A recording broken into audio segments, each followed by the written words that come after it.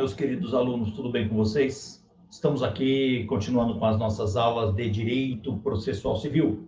Hoje, com um formato um pouco diferente, né?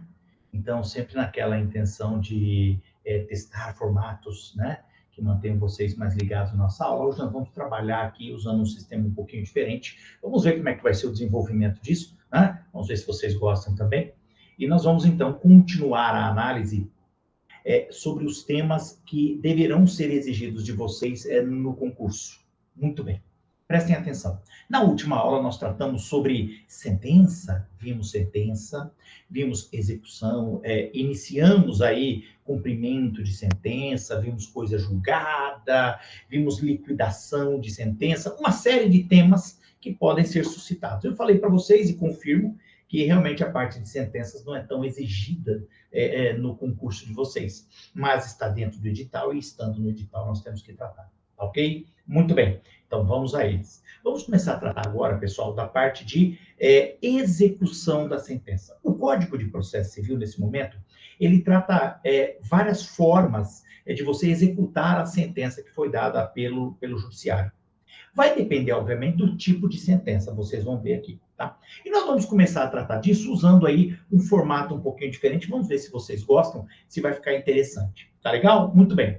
Vamos a eles então, pessoal. Ó, primeira coisa que nós vamos ver aqui para vocês, reparem, acompanhem comigo, muito bem. Nós vamos colocar uma pequena tela que facilita um pouquinho a vocês para poderem acompanhar junto comigo, tá ok? Então, vamos juntos aqui analisar esta temática. Eu espero que vocês estejam vendo bem aqui. Muito bem, vamos lá.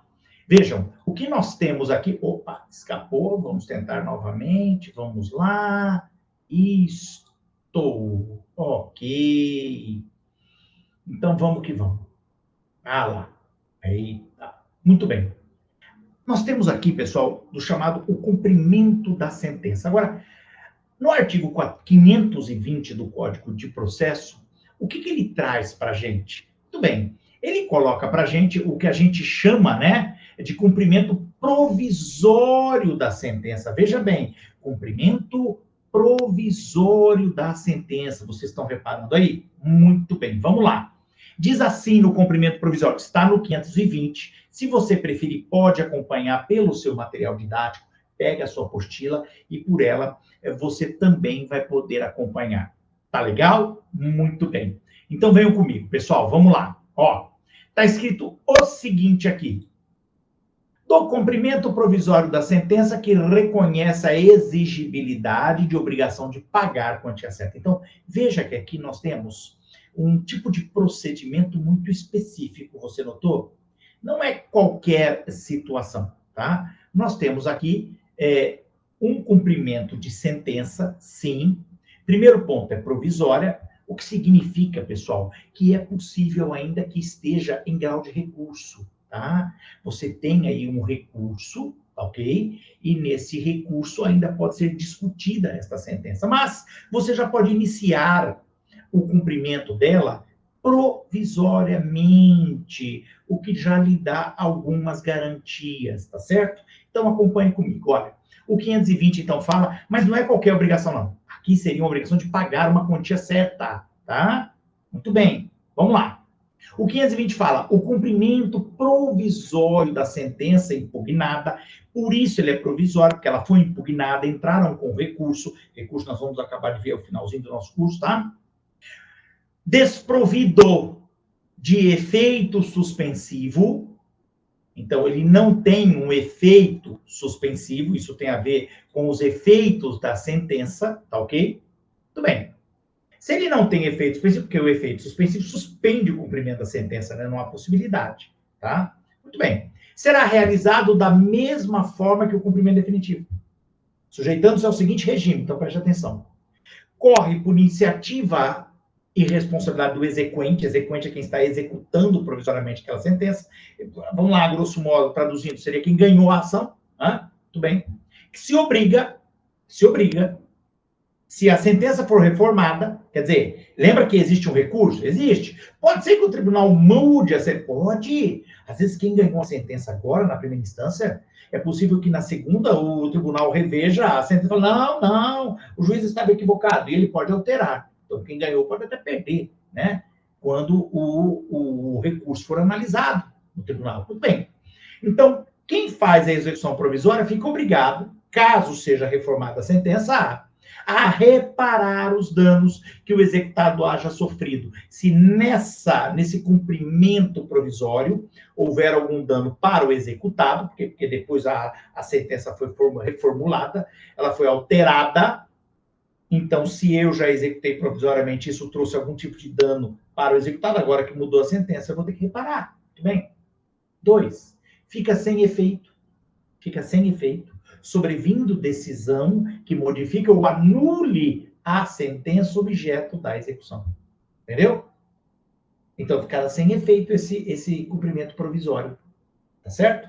Restituindo-se às partes ao estado anterior. Se eu fiz, por exemplo, se eu separei um patrimônio do devedor para que esse patrimônio pudesse ser liquidado lá na frente, tem que devolver, retira-se aí, né, o ônus sobre esse patrimônio, sobre esse bem, e por quê? Porque a sentença foi reformada. Então, por exemplo, o que eu ia receber, não vou mais. E liquidando-se eventuais prejuízos dos mesmos autos. Então, você veja que aqui, no 520, ele traz uma série de situações que servem de salvaguarda, que cuidam para que o agente que está executando, caso a sentença venha a ser modificada no tribunal, que ele possa restaurar o estado anterior das coisas, entendeu? Para que o executado aqui não sofra nenhum dano. Muito bem. Parágrafo 3º.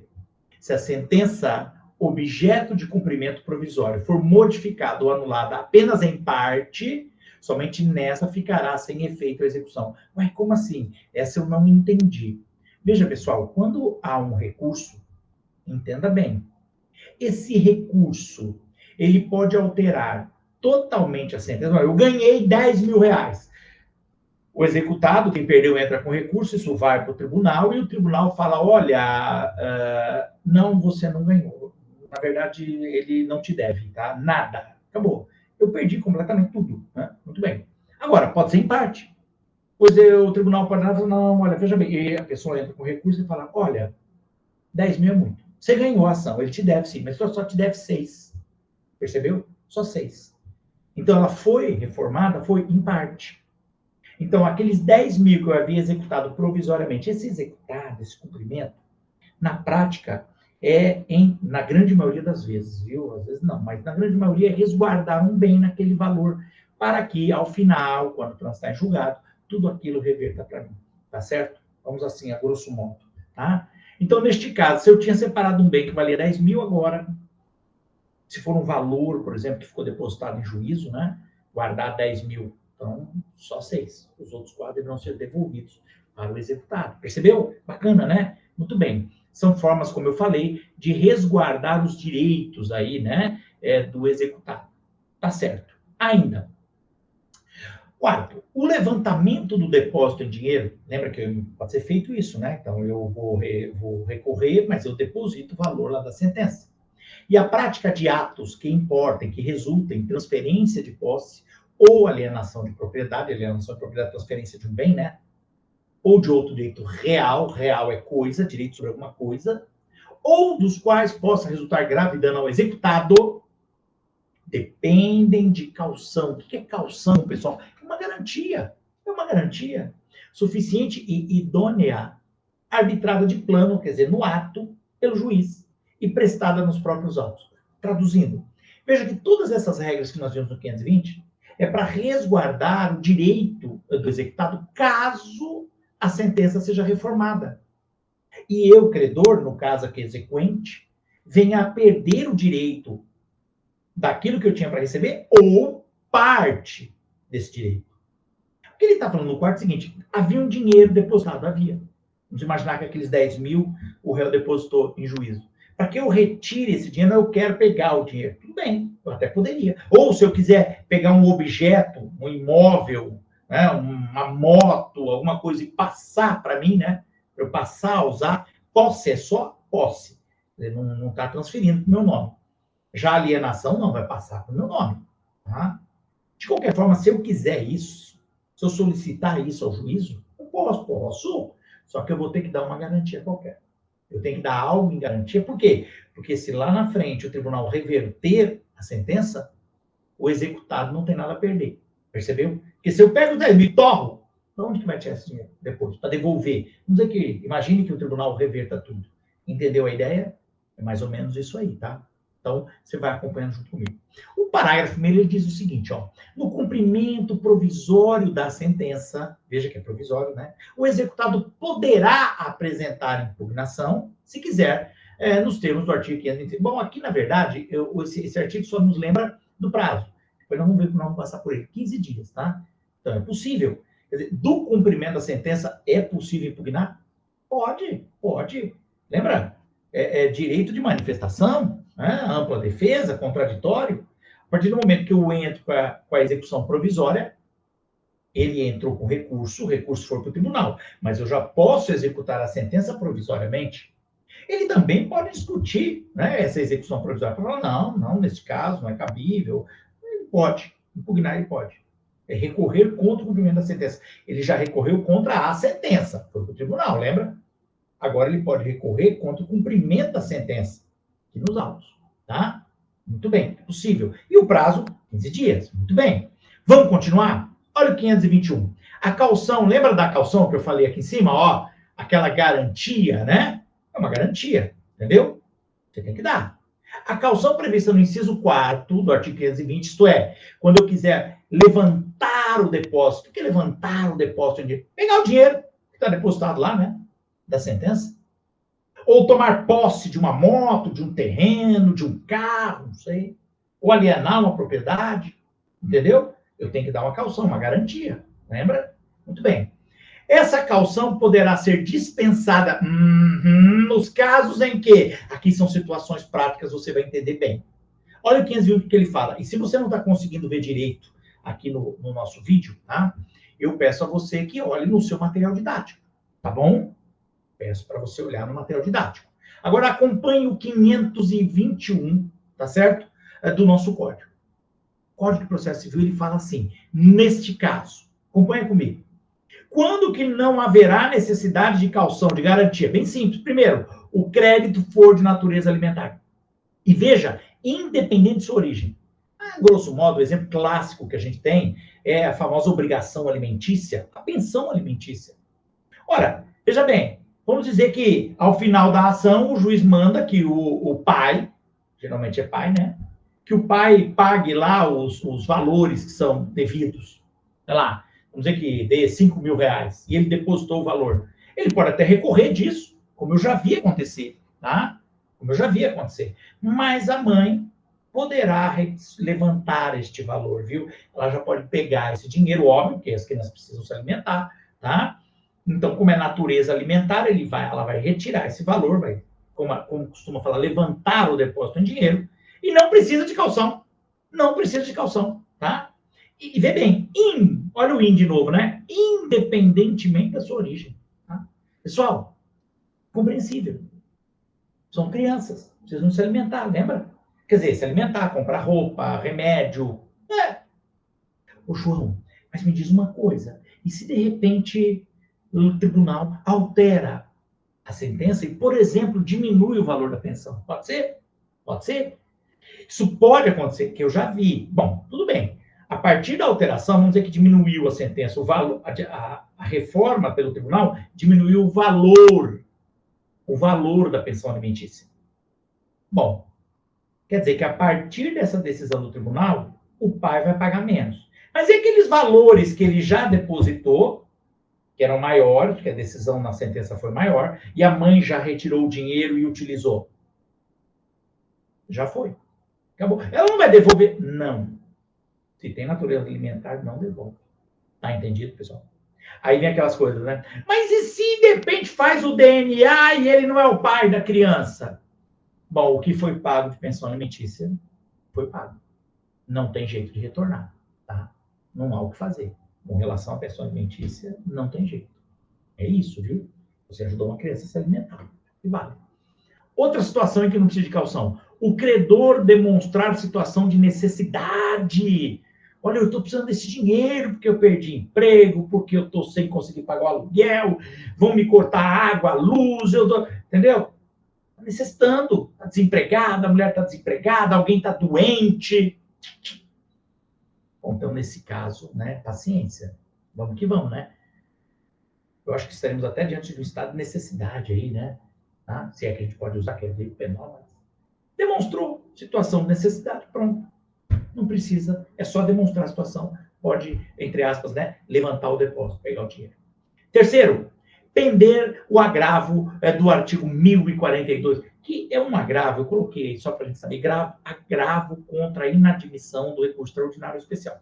Esses recursos extraordinário especial, o extraordinário é para o STF, o especial é para o STJ, STF, Supremo Tribunal Federal, o STJ, Superior Tribunal de Justiça. Quando você tem um agravo para esses tribunais, ora, você pode levantar os valores sem precisar dar garantias. Porque já passou, se você for parar para pensar, pelo menos por duas instâncias, né? Foi a primeira instância que deu uma sentença, o tribunal que confirmou, e ainda foi para o STJ ou para o STF. Pode ser que tenha 3 instâncias já. Ele vai poder retirar. Simples, essa é a ideia. A sentença a ser provisoriamente cumprida estiver em consonância com súmula da jurisprudência do Supremo Tribunal Federal ou do Superior Tribunal de Justiça, ou em conformidade com o acórdão preferido no julgamento de casos repetidos. Lembra que nós vimos sobre isso? Nós já vimos sobre isso. Estão lembrados? Essas são situações em que não haverá o chamado recurso necessário, obrigatório. Lembra disso? Muito bem. Aqui novamente. Ora, se a sentença foi dada com base em jurisprudência do Supremo, do STJ, acórdãos desses tribunais, olha, meu amigo, a possibilidade de alterar essa sentença é muito remota. Concordam comigo? Muito remota. Então ele já vai poder retirar, tá? Bacana. Porque se não trava, né, pessoal? Pensa bem, fica o dinheiro parado por quanto tempo? Porque os recursos nesses tribunais demoram muito. Se nós estamos no STS ou no STJ, você já imagina que nós passamos por várias etapas para chegar até aqui. Percebeu? Por isso. Muito bem. Parágrafo único. A exigência de caução será mantida quando da dispensa possa resultar manifesto risco de grave dano de difícil ou incerta reparação. Pessoal, aqui é uma situação muito vaga, você há de concordar comigo esse parágrafo único, né? Ele falou o seguinte, ó, nesses casos, ainda poderá se exigir a caução, né? Bom, nesse caso, pessoal, veja bem, quando uma mãe, que muitas vezes tem um emprego onde ela ganha pouco e tem um valor alto que foi depositado, tá? Porque juntou muitas pensões alimentícias, ela pega o dinheiro para comprar as coisas. Você acha que ela vai ter condições, caso se rever, de devolver o dinheiro? Não vai. Difícil, hein? Aqui é um caso muito específico. Tem que analisar o caso concreto para ver se... Agora, guarde para a prova. Perguntar, a caução pode ser dispensada assim sempre? Não, cuidado, sempre não. Se você conseguir provar que a dispensa dessa caução vai ser problemático, porque se reverter a decisão no tribunal, haverá um manifesto risco de grave dano para o executado, de difícil ou incerta reparação. Veja bem, o exequente não vai conseguir devolver o valor caso a sentença seja alterada, reformada no tribunal. Não tem como. Então, mas tem que ver cada caso concreto. O mais importante é saber que existe, mesmo para esses casos, exceções. Na verdade, é muito difícil de valer. No caso de pensão alimentícia, eu não costumo ver acontecer. Tá ok? O juiz manda levantar o dinheiro mesmo. Bom, vamos lá. Entendido esse de quantia certa. Novamente, pessoal, nós estamos tratando aqui com vocês dos pontos mais relevantes, mais importantes de cada um desses cumprimentos aí de sentença, tá bom? Claro que depois você vai ler novamente, com calma, salientando algumas palavras, tá certo? Para fixar. Mas vamos lá, continuando. Agora vamos ao artigo 523. Ele muda um pouquinho a temática. Aqui é o cumprimento definitivo da sentença.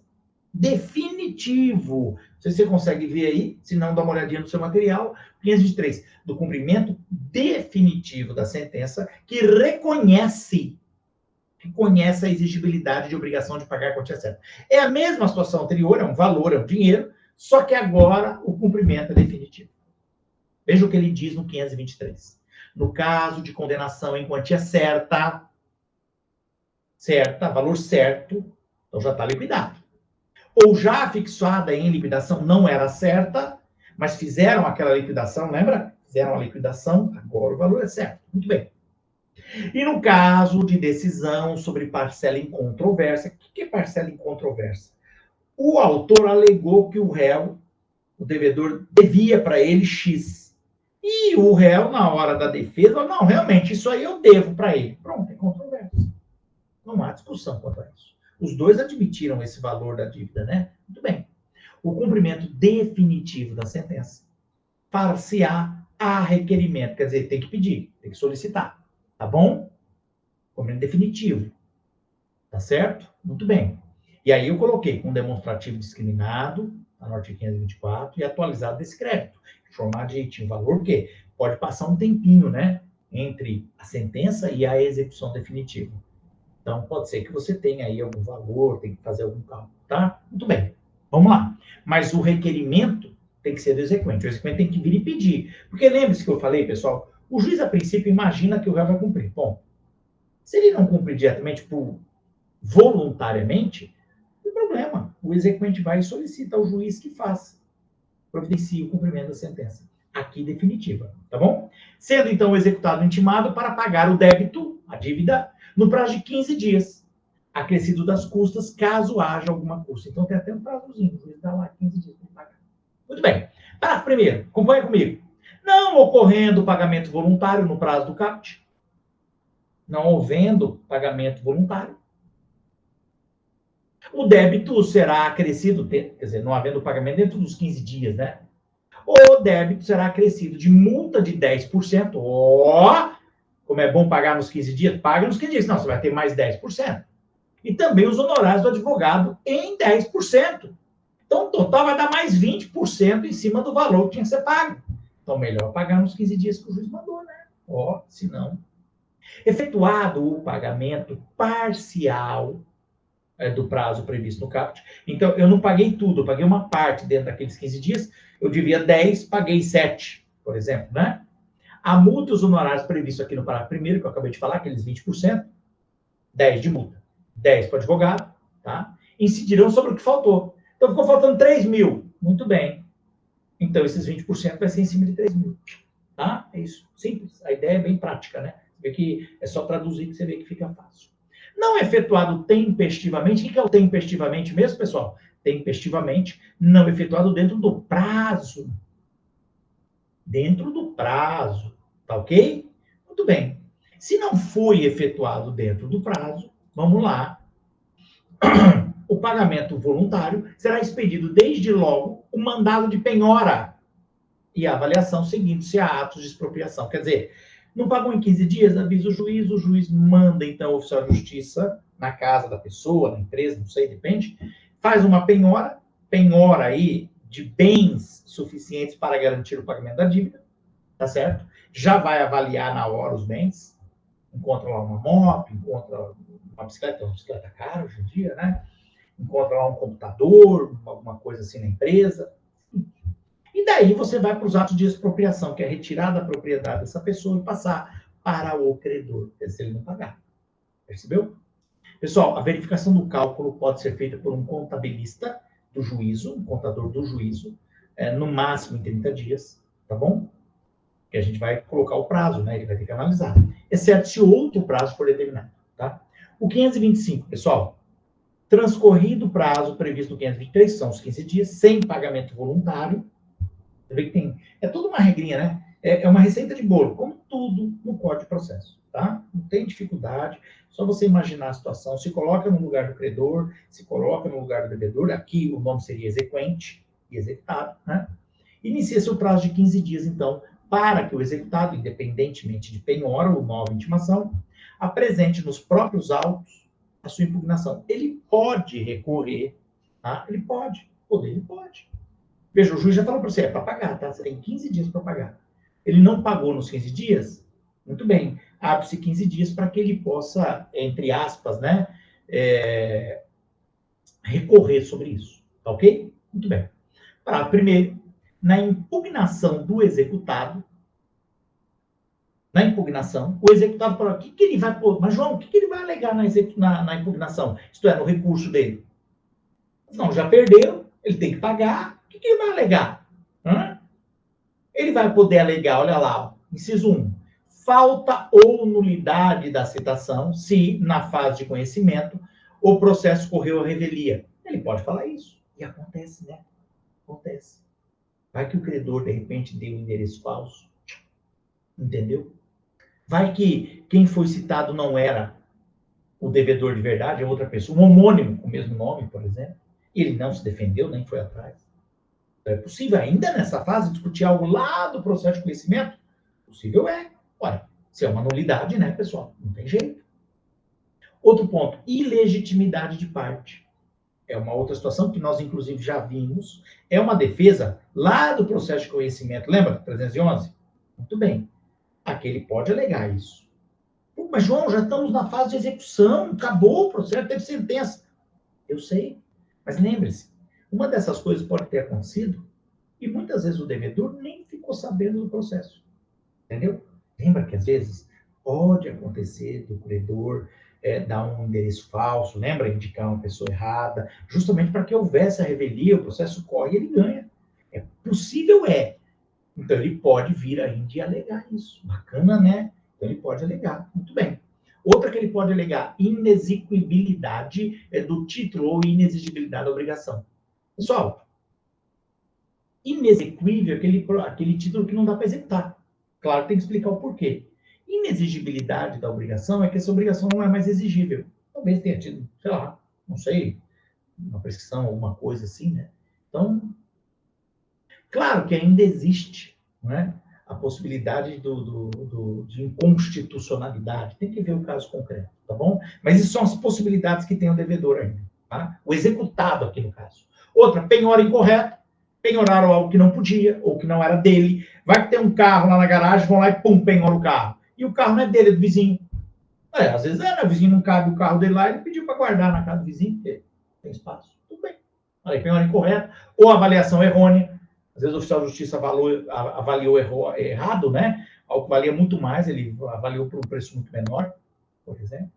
Excesso de execução, acabaram penhorando muito mais, né, do que efetivamente ele devia. Acumulação indevida de ações, né? Você, na verdade, está executando mais de uma execução. Às vezes não é dele, pode ser de outra pessoa. Às vezes pode acontecer algo assim. Incompetência absoluta ou relativa do juiz de execução. Você lembra que as possibilidades na hora de executar são várias, né? O credor pode escolher, inclusive, né, o local onde ele vai executar. Lembra disso? Muito bem. Mas, de qualquer forma, vai que ele acabe escolhendo um foro, né, que não seria possível, não está nas regras. Então, é possível aí você questionar isso. E, por último, ainda, você pode impugnar o executado, pode impugnar qualquer causa modificativa ou extintiva da obrigação, como pagamento, inovação, compensação, transação ou prescrição, desde que superveniente a sentença. Como assim? Vamos imaginar um caso prático. O sujeito efetivamente, dentro dos 15 dias, foi lá e pagou.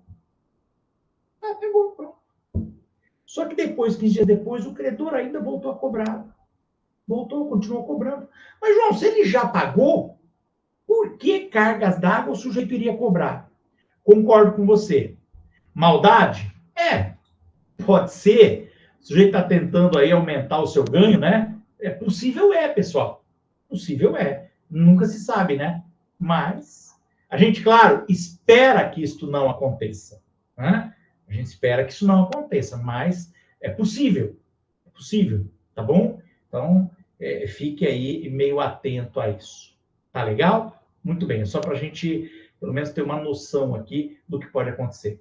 Olha lá.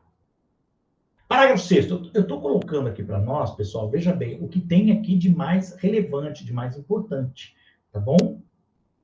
O que eu entendo que pode vir a ser suscitado, discutido, então por isso que eu coloquei. Tá legal? Muito bem. O parágrafo 6º aqui, né, vamos lá, do 525, vamos ao parágrafo 6º. Muito bem. Ele diz assim para a gente: a apresentação de impugnação não impede, veja bem, o executado impugnou a execução, beleza? É isso. Impugnou, entrou com recurso contra a execução. Mas isso não impede a prática dos atos executivos. Quer dizer, o credor, o exequente, pode continuar a execução. Inclusive a expropriação, que é passar bens para ele, né? Olha só. Podendo o juiz, a requerimento do executado, a pedido do executado, e desde que garantido o juízo com penhora, calção ou depósitos suficientes, atribuir efeito suspensivo. O juiz pode suspender a execução definitiva? Pode. Desde que o executado, o devedor, faça uma garantia. Ele coloca lá um bem que tem o valor da dívida, entendeu? Faz um depósito do valor, mas ele quer discutir esse valor ainda? Tá. E o juiz, então, poderia dar efeito. Então, ele para. O credor não vai poder pegar o valor, ele suspende. Se seus fundamentos forem relevantes e se o prosseguimento da execução for manifestamente suscetível de causar ao executado grave danos difíceis de ser a reparação. De novo. Mas não é execução definitiva? Eu sei. Só que cada caso é um caso, lembra? Então, por isso que, dependendo, o juiz vai analisar o caso concreto e, em cima disso, ele pode, de repente, entender que é mais interessante, neste momento, suspender, tá, a execução. Ele para, tem garantia, o credor não vai perder nada, o devedor depositou o valor lá que ele está devendo, colocou um objeto como garantia, mas ele quer impugnar e, de repente, o juiz percebeu alguma coisa estranha, ele prefere suspender. Vamos analisar, aí a gente resolve, tá? Ninguém vai perder nada, tá tudo garantido, né? Então, bacana. O efeito suspensivo para um dos executados não atinge os demais, porque pode ser que tenha mais de um executado nessa brincadeira, né? Tá bom?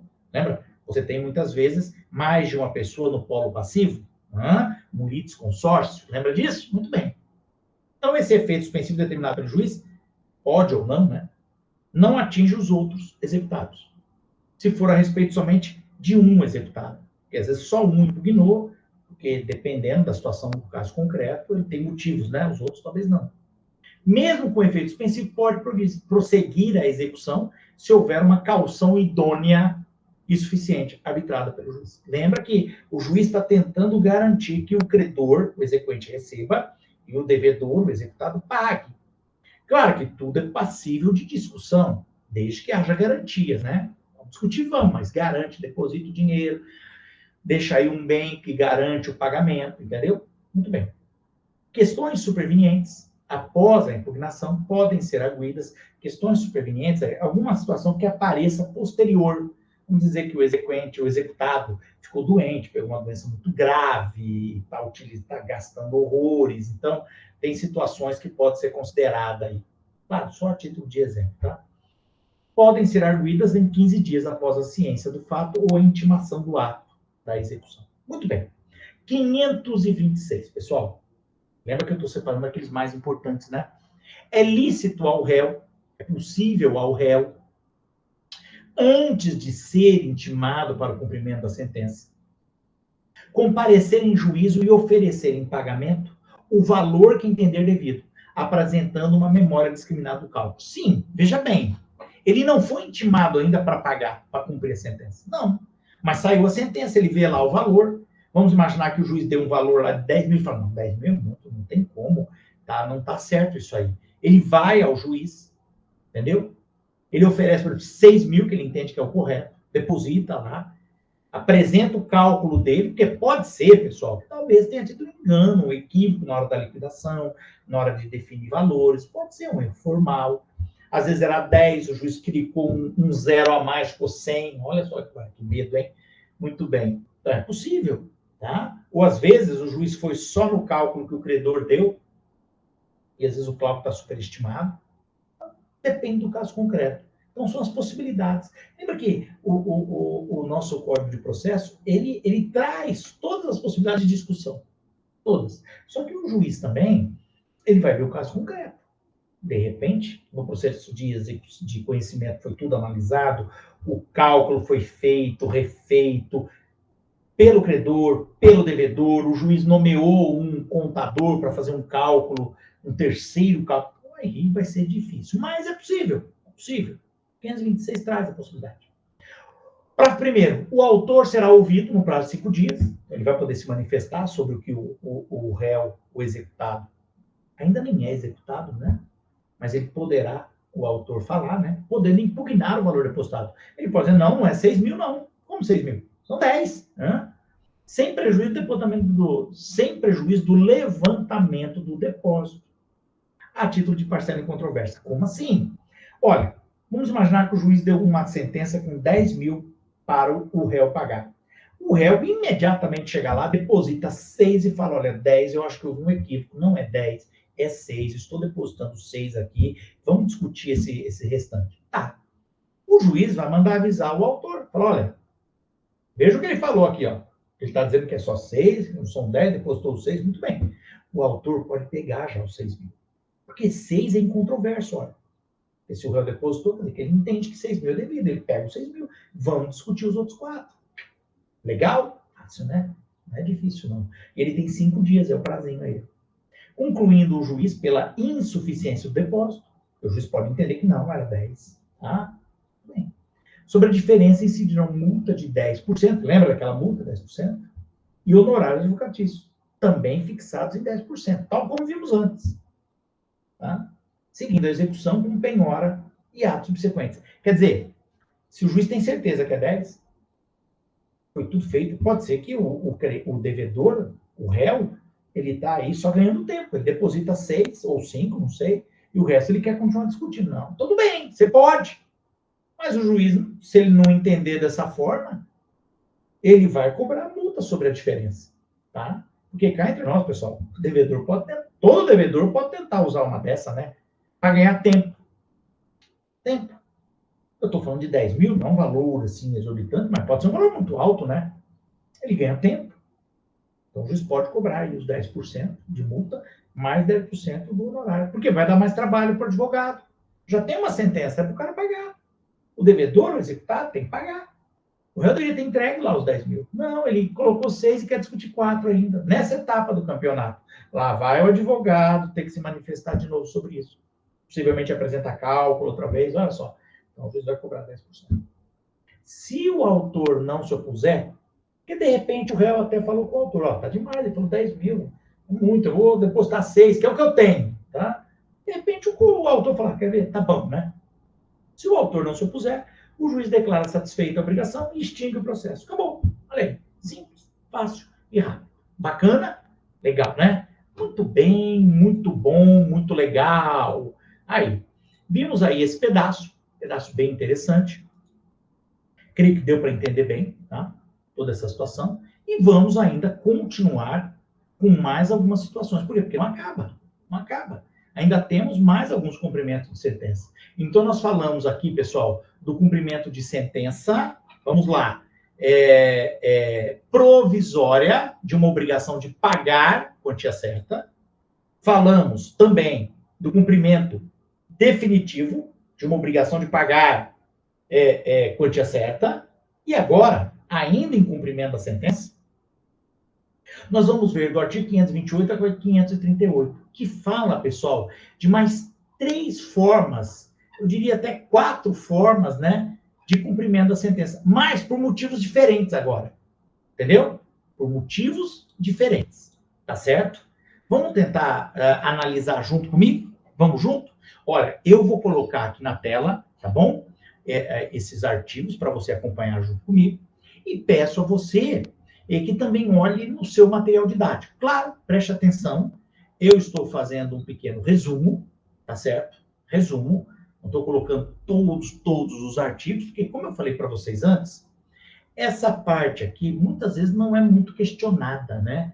Então, a gente está colocando aqueles pontos mais importantes, porque o que eu quero, na verdade, pessoal, é que você compreenda como funciona isso aqui, tá certo?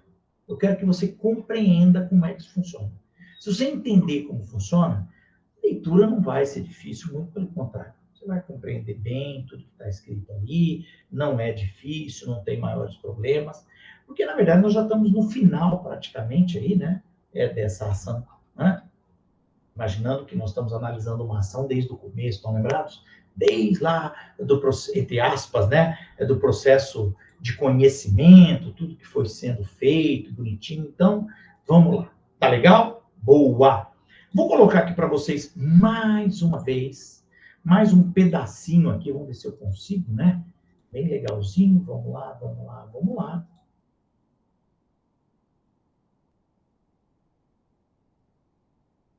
Vou colocar aqui, vamos ver se vai dar certo. Opa, sistemática nova, né, para a gente utilizar.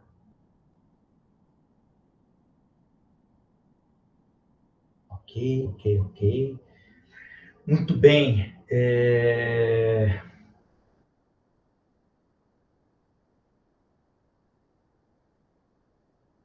Então, vamos lá. Belezinha. Deixa eu ver se eu consigo melhorar. Pronto. Aí. Vamos lá, então, meus queridos. Vamos lá, então. Muito bem. Aí. Acho que eu estou conseguindo melhorar. Muito bem, nós temos aqui os artigos. Eu vou colocar para vocês, em tese, os artigos mais importantes, mais relevantes dessa parte, tá? Muito bem, no teu material você tem todo ele. Mas vamos colocar aqueles pontos que eu entendo que são mais interessantes, com alguns comentários, inclusive. Esse formato é interessante, porque qualquer coisa você para, olha, analisa junto comigo, tá bom? Muito bem. Acompanhem lá. Olha só.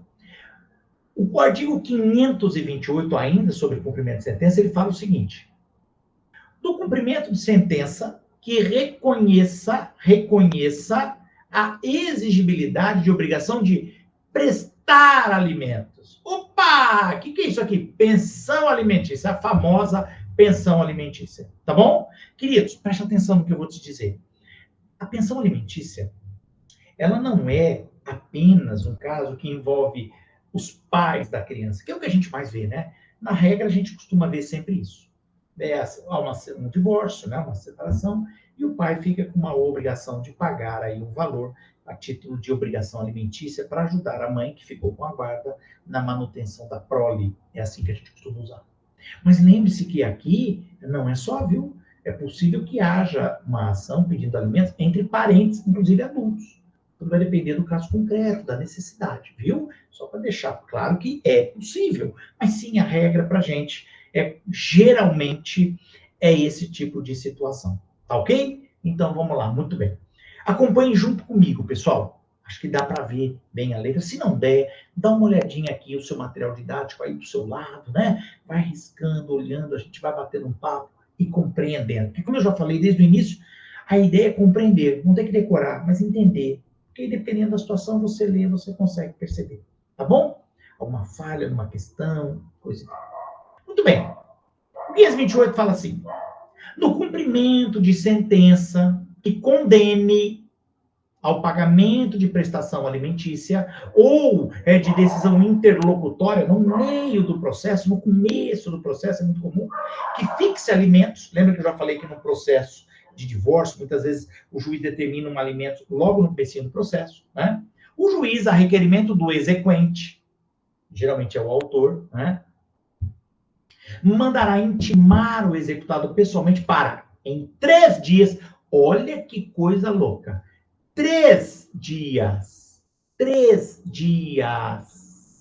pagar o débito, provar que pagou, ele pode até pagar, né? Ou justificar a impossibilidade de efetuá-lo. Olha que tem que ser uma possibilidade muito boa, a justificativa, viu? Porque senão, repare que são 3 dias. Coisa é rápida, hein? Muito bem. Atenção, fiz até um comentário aqui, ó. Se o executado não pagar, não justificar, cabe protesto do pronunciamento judicial. É uma situação que nós já vimos. Lembra do protesto? Então, salvo comprovação de impossibilidade absoluta de pagar, justificando o inadimplemento. Olha, pessoal, difícil, hein? O cara tem que provar que ele está sequestrado, que ele está em coma. Não é qualquer coisa, não. Estou sem emprego, perdi o emprego. isso não vai dar certo, tá bom? Vamos lá, olha o parágrafo terceiro. Se o executado não pagar ou se a justificativa apresentada não for aceita, o juiz, além de mandar protestar o pronunciamento judicial, na forma que fala para a primeira que eu comentei com vocês, pode decretar a prisão. Sim, isso aqui é a famosa prisão civil.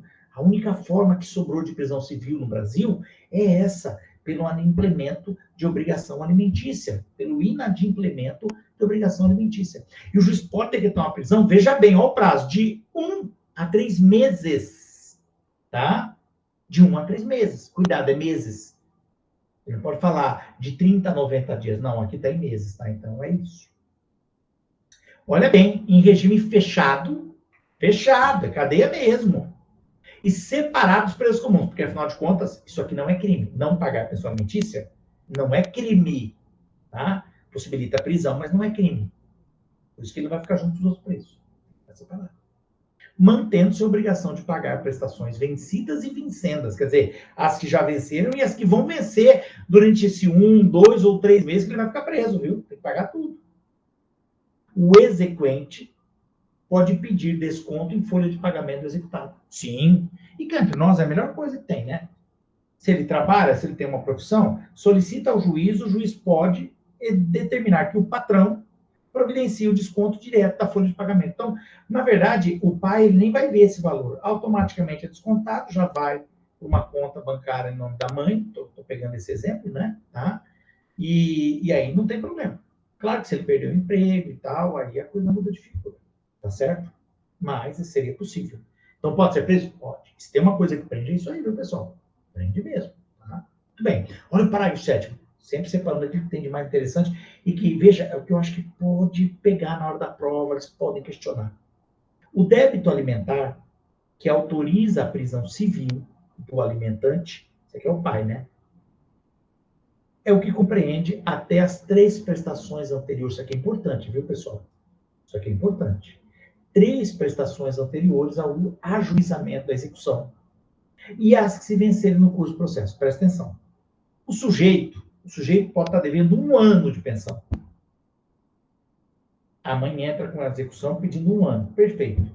Mas a prisão mesmo só se dá por causa dos 3 últimos meses. Tanto é que eu vou falar uma coisa na prática, pessoal. Se o sujeito correr lá, faz 1 ano, vamos imaginar que tem 1 ano. Se ele correr lá e ele fizer um depósito, faz um depósito lá judicial, falando para o juiz, olha, esse valor aqui é referente às 3 últimas parcelas que eu devo. Pronto, o juiz não vai mais mandar para ele. João, mas e os outros meses? Hã? E os outros meses que ainda estão sendo devidos? A mãe vai poder executar, mas em cima do patrimônio, tá? Do pai. Não pode pedir prisão sobre aqueles outros meses. Tá certo? É em cima dos 3 últimos. Legal? Bacana? Muito bem.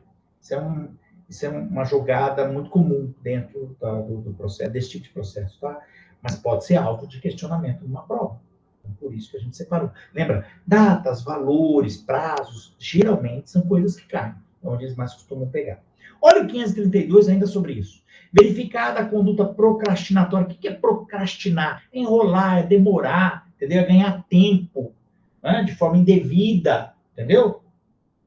Você que tinha que ter estudado mais, não está estudando o suficiente, está arrumando alguma desculpinha, porque você quer acabar de ver lá o seu filme, a sua série. Olha, você está procrastinando, percebeu? Você está ganhando tempo, você está demorando. Isso é procrastinar, pessoal. Beleza?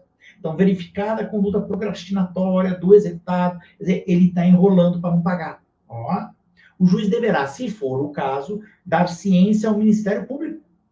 O MP, o promotor, dos indícios da prática do crime de abandono material. Está no Código Penal, abandono material, entendeu? Quando o genitor ou a genitora deixa de cumprir com obrigações mínimas de manutenção aí dos filhos, da prole. Código Penal. Então, ele pode ter um processo penal, além desse civil que está sendo discutido. Tá bom? Bacana, né? Legal. Muito bem. Olha o próximo tipo de sentença a ser cumprida. Do cumprimento de sentença que reconheça a exigibilidade de obrigação de pagar quantia certa pela fazenda pública. Aqui, querido, aqui, você não está brigando com um particular, não. Aqui você está brigando com o governo, com o fisco. Sabe o fisco? O fisco, exatamente. A gente fala fisco, né? Porque é como funciona. Como funciona, tá certo? Acho que a gente fala fisco, né? Você está devendo, muitas vezes, para o Estado, tá? Para o Estado. Então, vamos lá. Vamos ver como é que funciona isso aqui? Preste bem atenção. E, de novo, vamos para o ponto mais básico. Como eu falei, pessoal, isso não costuma ser muito pedido. Mas é interessante, né? Que você tenha uma noção, pelo menos. Tá? O 534 fala assim, no cumprimento de sentença que impuser para a fazenda pública o dever de pagar quantia certa, presta atenção. Aqui é o contrário. A fazenda, o Estado tem que te pagar. Por que ele vai ter que me pagar? Você entrou com uma ação contra o Estado, contra a fazenda. Não sei. Você vinha na sua moto e tinha um buraco no meio do asfalto na rua, entendeu? E blum, você caiu lá dentro, se machucou todo. Você entra com uma ação contra o Estado. Responsabilidade do Estado. Por que o município deixou lá, né? Aquele buraco, faz tempo que está lá, ninguém resolve esse buraco, você caiu lá dentro. Muito bem. Os motivos são os mais variados. A administração pública, seja a União, o Estado, o Distrito Federal, os municípios, eles muitas vezes também ficam com obrigações, tá certo? Porque quando é a gente que deve, é execução fiscal. Tá? É execução e é uma execução bem pesada, rápida. Aqui também acontece o contrário. O Estado me deve. Muito bem. Se é uma obrigação do Estado, da Fazenda, porque Fazenda Pública é quem cuida do dinheiro do Estado, do governo, né? Ele tem uma obrigação de pagar uma quantia certa, o exequente, geralmente o cidadão, apresentará um demonstrativo discriminado e atualizado do crédito. Muito bem. Veja, aqui você tem alguns incisos que explicam a respeito disso, tá certo? No 534, tá? Vem uma explicaçãozinha sobre isso. São os dados básicos da pessoa, tá bom? Tem que apresentar lá o seu CPF, né, ou CNPJ, se for empresa, nome completo, o índice de correção, juros, se for o caso, e mais alguns documentos aí para você exigir aí o pagamento. Então, eu nem coloquei porque não creio que eles venham a pedir isso de vocês. Mas, de qualquer forma, né? Muito bem. No inadimplemento da fazenda, quer dizer, inadimplemento é não cumprir com uma obrigação, né? Não recai a multa de 10%. Lá do artigo 523, parágrafo 1º, lembra os 10% de multa sobre o valor que não foi pago? Não cai. Por quê? Porque é a fazenda, né? Paciência. Poderá impugnar a execução em 30 dias, quer dizer, o Estado, a fazenda, pode impugnar após a intimação do seu representante judicial. Também tem algumas regras, né? Muito bem. Ou para terceiro, como eu falei, separando aqui o que tem de mais relevante. Não impugnada a execução ou rejeitadas as arguições da executada, quer dizer, da fazenda, a fazenda não impugnou, ela não entrou com recurso contra a execução. Ou, se ela entrou, os motivos que ela alegou não foram aceitos pelo juízo. Beleza. Expedir-se-á, né? Expedir-se-á por intermédio do presidente do tribunal competente. Veja, cuidado, que aqui é o presidente do tribunal competente. Não é o tribunal, o presidente, tá? Precatório em favor do exequente. Observado, a Constituição fala de precatório, pessoal, no artigo 100, tá? É que ele determina como é que funciona isso. Entenda, quando o Estado deve dinheiro, deve um valor resultado de uma decisão judicial, ele paga por meio de precatório. Isso é um negócio muito sério, um problema, porque você entra na fila dos precatórios para receber, tá? Isso pode demorar um tempão. Paciência, né? Fazer o quê? É o que tem. Geralmente valores mais altos, tá? O presidente do tribunal é que determina, né, esse precatório. Ele que expede o precatório e manda para a fila dos precatórios. Muito bem. Inciso 2. Por ordem do juiz, dirigida a autoridade na pessoa de quem o ente público foi citado para o processo. Quer dizer, você vai aí... o juiz vai mandar uma ordem diretamente para aquela pessoa que, desde o início do processo, responde por essa dívida do governo, né, do Estado.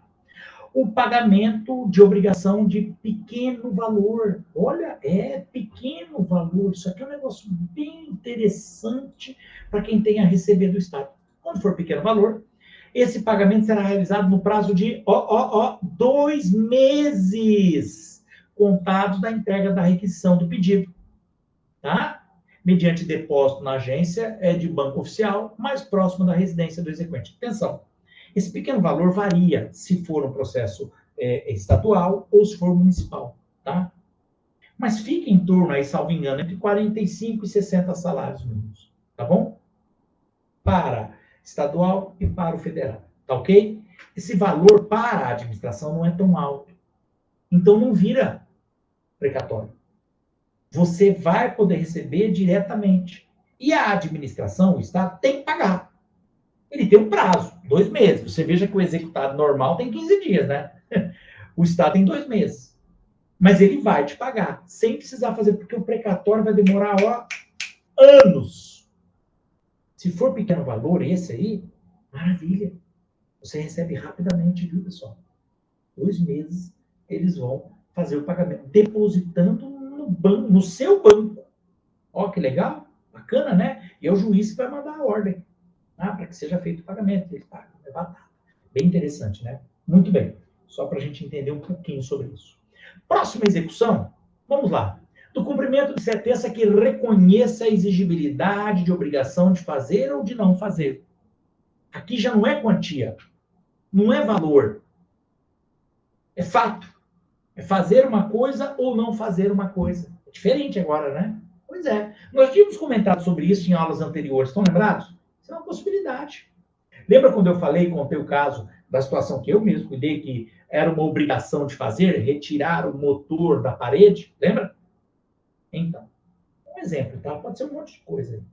536 diz assim: no cumprimento de sentença que reconheça a exigibilidade de obrigação de fazer ou de não fazer, o juiz poderá, de ofício ou a requerimento, então, por conta própria o juiz pode fazer, ou o exequente geralmente pede, para a efetivação da tutela específica, tutela aí é resguardar o direito do exequente, né? Ou obtenção da tutela pelo resultado prático equivalente, ele pode determinar as medidas necessárias para a satisfação do exequente. Pessoal, na prática é o seguinte, veja, o réu tem que fazer o que o juiz mandou, ou deixar de fazer o que o juiz determinou. Ele fazendo ou não fazendo, pronto, cumpriu com a sentença, maravilha. Mas se não fizer, o juiz vai usar meios para convencê-lo, isto é, para obrigá-lo a fazer aquilo, ou para deixar de fazer aquilo, entendeu? Ele tem meios para isso, tá certo? Geralmente, colocando um valor de multa, tá? Colocando uma multa. Então, eu coloquei até para vocês um pequeno resumo, ó. Através da imposição de multa, e isso até independe do pedido do executante, pode ser em qualquer fase, porque o próprio juiz pode determinar, e ele faz isso. Geralmente o juiz, quando dá a sentença, ele dá alguns dias para o réu realizar, fazer ou deixar de fazer, e determina que após aquela data, passa a ter multa de tanto. Então, geralmente, o juiz já determina. Se ele não determinar, o exequente pode pedir. Está entendido? Ele pode solicitar. Também pode haver busca e apreensão, se for a entrega de algo, né, de um objeto, ele pode ter uma busca e apreensão. Remoção de pessoas e coisas, também é possível, ele mesmo manda. Desfazimento de obras, de repente tem a ver com uma obra que está sendo construída e que trouxe danos ao vizinho, por exemplo, então ele manda quebrar, manda desfazer. Se não fizer por bem, vai ser por mal. Então o juiz manda que se faça. O impedimento de atividade nociva, podendo, caso necessário, requisitar até auxílio de força policial. Então, percebeu como o juiz pode fazer tudo isso para cumprir com a sentença, se o réu não realizar isso por conta própria. Detalhe, a busca e apreensão, que tem a ver geralmente com pessoas ou coisas, será cumprida por 2 oficiais de justiça, tá? 2 oficiais de justiça, se houver necessidade de arrombamento, tá? Claro, não é em qualquer situação, mas se houver necessidade de arrombar. Mas vai arrombar? Vai arrombar. Tem que pegar o objeto, tem que pegar a pessoa, então tem que arrombar. Claro, não é que vai chegar e meter o pé na porta. É simples, chama um chaveiro. O chaveiro vem, abre, pronto, por exemplo. Isso aqui é um resumo bem rápido do que vocês vão ver escrito nos artigos que tratam desse tipo de cumprimento de sentença.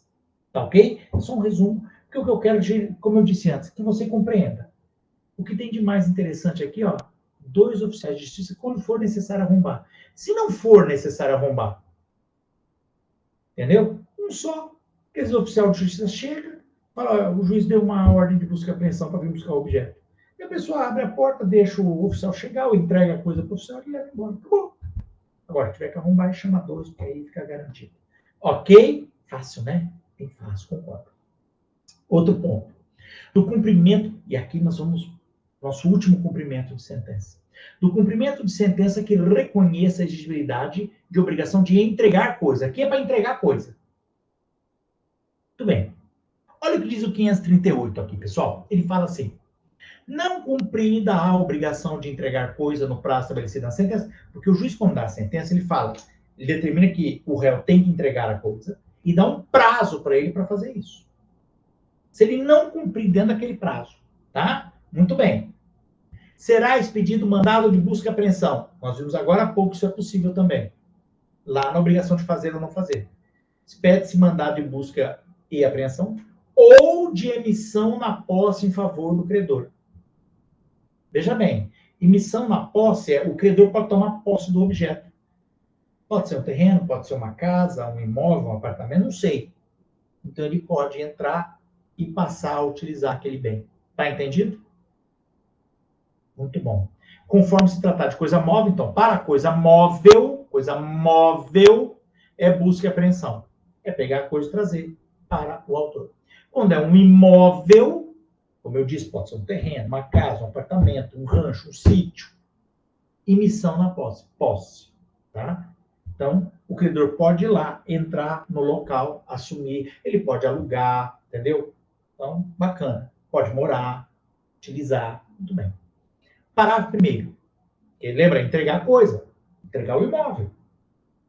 Parágrafo 1º. A existência de benfeitorias. Sim, porque às vezes quem morava lá e perdeu agora, ele pode ter feito benfeitorias, né? Melhoras.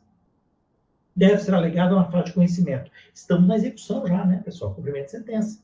Se houve uma benfeitoria, ele pode alegar. Olha, eu fiz isso, eu fiz aquilo, eu cimentei a casa, eu troquei o piso. Ele pode. É uma benfeitoria. Mas tem que alegar na fase de conhecimento. Na contestação. De forma discriminada e com atribuição, sempre que possível, e justificadamente, do valor. Olha, eu gastei tanto trocando o piso, eu gastei tanto porque eu coloquei, vamos lá, uma piscina, porque eu era terra e eu cimentei tudo lá no fundo, coloquei um piso. Você pode. Afinal de contas, se quem estava ali fez isso durante a ação, então é possível. Tá? Parágrafo 2º. O direito de retenção por benfeitorias deve ser exercido na contestação na fase de conhecimento. De novo, tá? Você pode falar assim, olha, eu não paguei parte do aluguel porque eu fiz essas benfeitorias aqui, então eu paguei só uma parte que eu descontei do que eu tive que fazer de benfeitoria. Então tá bom, beleza. Mas você vai ter que... Vai ser aceito ou não? Não sei. Só que você tem que alegar isso na contestação. Traduzindo, você não vai poder chegar agora na sentença e falar, olha, não, essa sentença não pode ser cumprida porque eu fiz isso na... Não, você tinha que ter falado isso durante a ação, não na sua contestação. Não agora, como vai cumprir. Parágrafo 3º, para finalizar. Aplicam-se ao procedimento previsto nesse artigo, no que couber, as disposições sobre o cumprimento de obrigação de fazer ou não fazer. Fica entre nós. Entregar coisa é fazer, concorda comigo? Não deixa de ser. Por isso que é parecido, inclusive. A diferença é que aqui pode ser para móvel ou imóvel. Então, cuidado, se perguntar, busca e apreensão para móvel, se for um imóvel, emissão na posse. Tá ok? Bacana? Legal, né? Muito bem, pessoal. Olha, então, com isso, finalizamos a parte de cumprimento de sentença. Como eu disse a vocês, essa parte da matéria não é um tema que costuma cair muito no concurso. Mas, como está no edital, nós temos que fazer pelo menos um comentário. Eu fiz uma espécie de resumo, como nós estamos já fazendo nessa fase.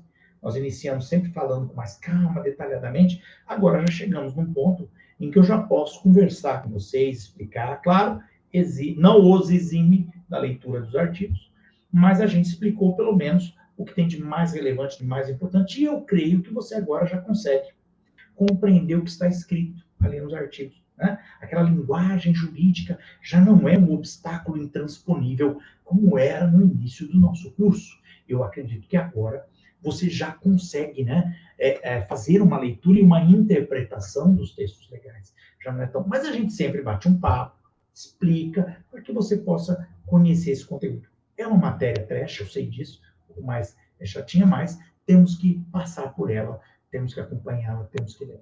Tá certo? Muito bem. Próxima aula, nós vamos falar do último item que nós temos que tratar. Recursos. Tá certo? Pessoal, um grande abraço. Espero que vocês tenham gostado desse formato, um formato um pouquinho diferente. A gente vai sempre tentando tocar a forma de colocar para que fique diferente, para manter aí, né, a sua atenção, que eu sei que não é fácil com tantos estudos. Espero que tenha sido bem compreendido. Eu agradeço muito, tá? E a gente se vê na nossa próxima aula, tá certo? Um grande abraço a todos e ótimos estudos, pessoal. Tchau, tchau para vocês.